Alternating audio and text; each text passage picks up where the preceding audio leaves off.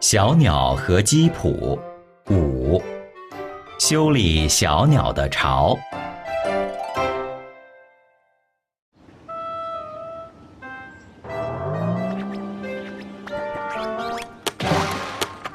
对不起，小鸟。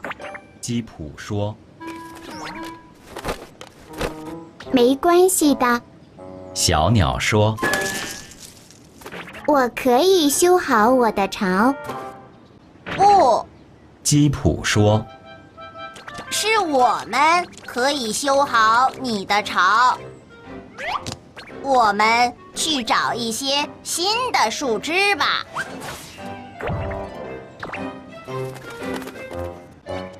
小鸟和鸡脯去找了些新的树枝。他们在公园里面找到了一些。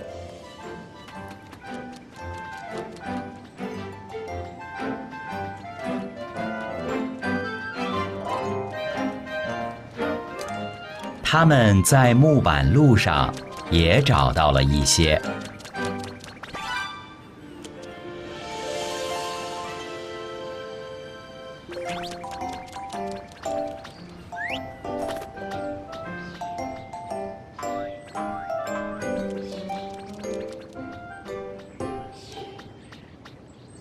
然后鸡脯找到了一只非常华丽的树枝，那个树枝在一辆车里。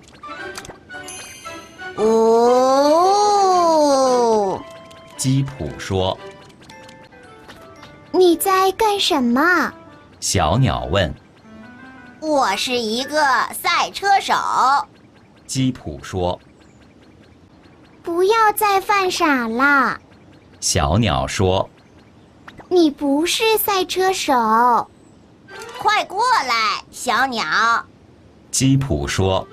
我们去兜风吧。我不想坐车，小鸟说。车跑得太快了。但是我们只是假装而已。鸡脯说。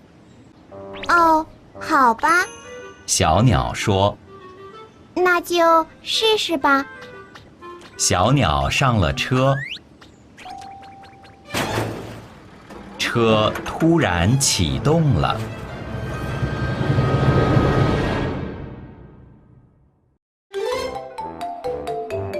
Little Fox